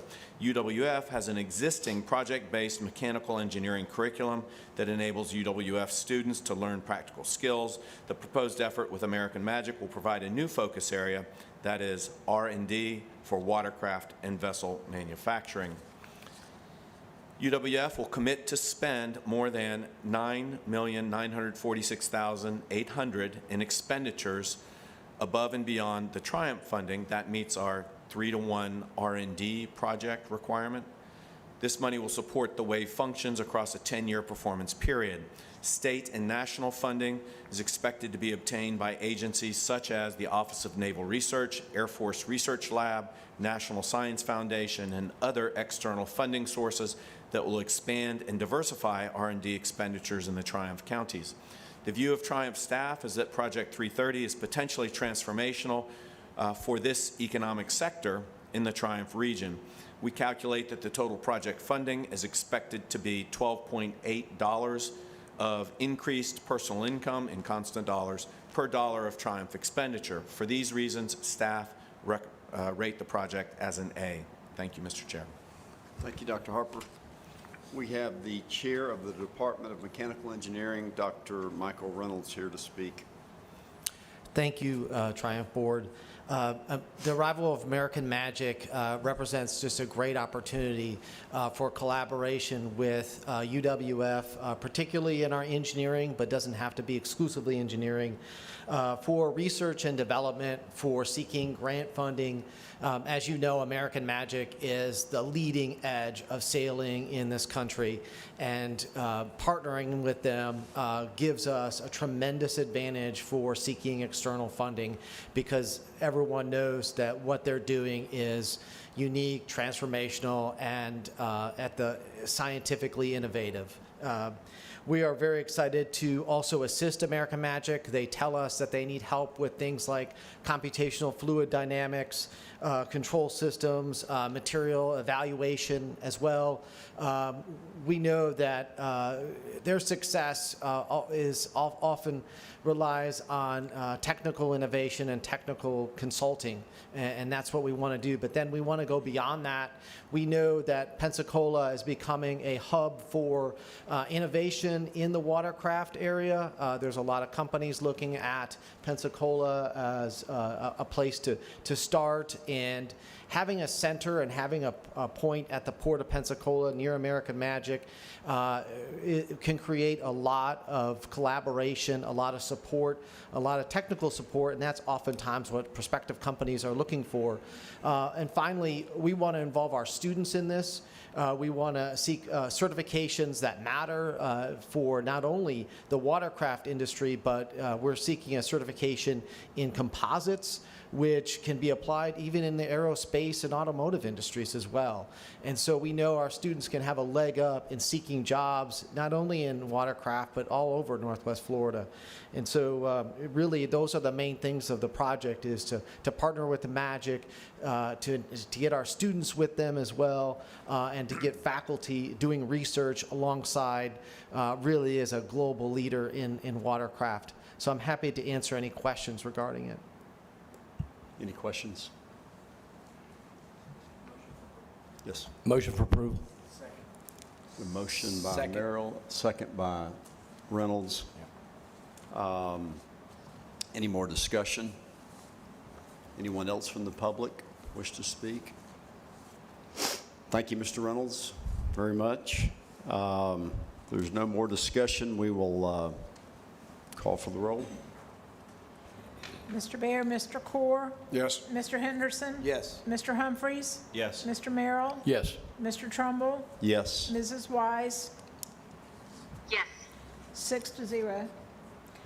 Mr. Chairman, it passes 6-0. Okay, thank you. Okay.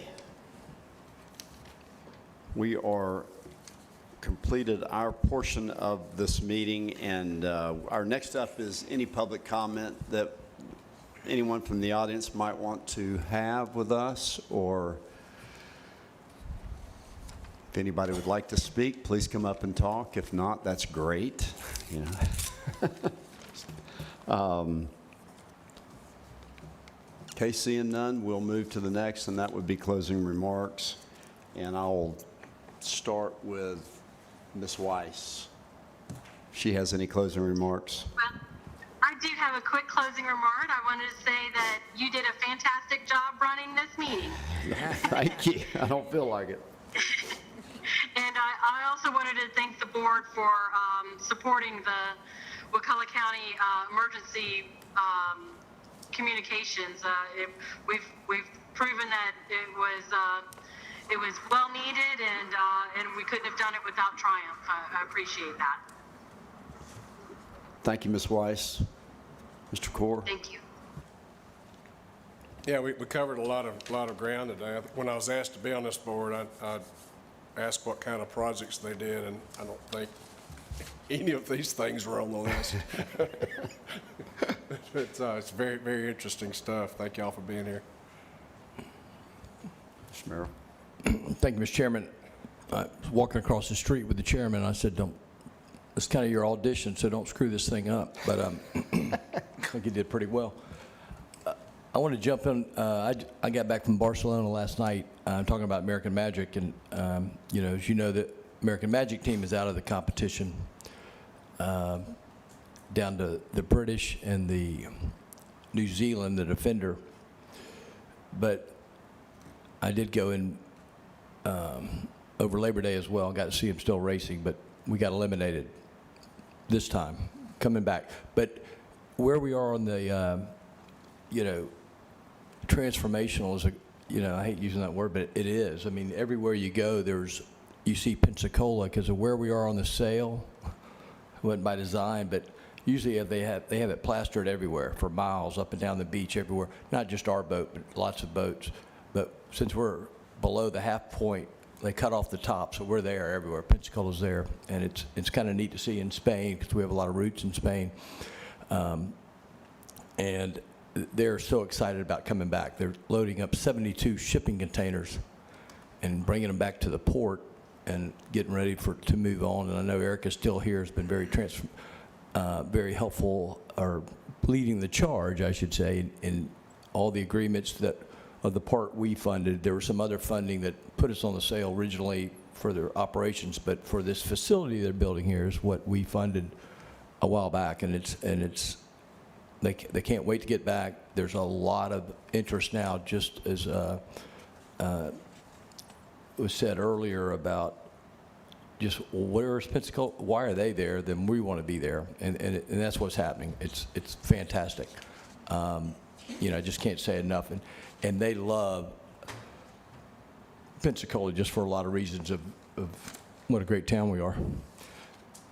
But I'll jump into a quick history thing on talking about the Spanish. So Galvez, a Spanish sailor, took over, kicked the British out of here in 1781, about 3 blocks north of here up Palafox. There's a statue with him on it, this Spanish general that came in and did trench warfare and everything else and beat the British in the fort at the top of the hill here in 1781 in May. And we reenact that every year, little thing. But what's even more unique is the little town he's from in Marcavella in Spain. They celebrate 4th of July every year, the independence, because they credit him, as now a lot of historians in the United States credit Galvez for this battle here of turning the American Revolution. Even though we weren't one of the colonies, when he defeated this and controlled this port, he sailed down through Florida, and Spain ended up taking a lot of the forts and the ports away from the British, and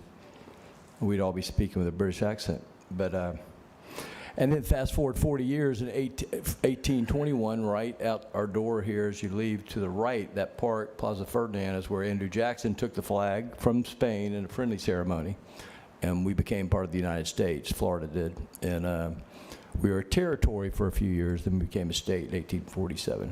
Quick history. And the building across the street was the tallest building in the state of Florida when it was built 100-something years ago, which happens to be where my office is. And we just got a lot of great history, the cultural tourism, the historic trust, University of West Florida, UWF Trust, starts here and goes on for about 6 blocks. And we have about 29 buildings under our control, one of them being the Pensacola Museum of Art, which in about 3 weeks we're placing a statue of Louis Baer there for his contributions to the arts. And it's all right across from where his old warehouses were. I had a line in there I was going to embarrass David with if he was here, but David Beers, I had a funeral, I think was mentioned earlier. But anyway, good job, Mr. Chairman, appreciate it. Thank you, sir. Reynolds? First off, you did an excellent job, Mr. Chair. Thank you. Carter, I think 1821, our relatives were in Clark County, Alabama. So you glad we all trickled down here, huh? True. I thought we had a great meeting. Yeah. I would like to recognize some people from Walton County. You got Kobe Townsend, and I think Uriah Matthews. Is he here? Is he here? It's good to get some of these economic development and city managers all around each other to talk about projects, because this is a big, long area that we're all working on. It's not one little siloed area. We all relate. We all have things that Pensacola's got a great history. You know, it's a lot of great things throughout this 8-county area that we're all excited about, and it's fun to all work together on this. It as Ben Lee said, it's a team sport the other day. He said, so economic development. So thank y'all. Thank you. Mr. Humphries? Good job, Mr. Trumbull. Collier, I'm glad you don't have a British accent as well. Thank you for the history lesson at Pensacola. I've got plenty more if y'all want to hear it. Yeah, do we have music that starts playing at 3 minutes? Anyway, thank you guys. Nice to be in Pensacola. And I think it was a good discussion today. I think it's good to be reminded that, you know, we're a steward of this money, and even if these compliance things seem kind of, you know, not important, I think we do need to just look at everything, make sure we're spending it properly, and that way, if a great proposal comes down the line, we still have money for it in the future. So, thank you.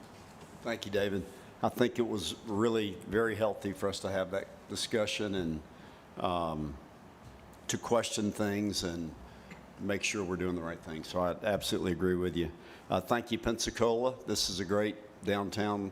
Love this place. I do really like the Wakulla success story. That's a great thing. So anyhow, Susan, you have anything? Staff? I'm glad it's over. Is motion to adjourn? Motion. Do I get to do this?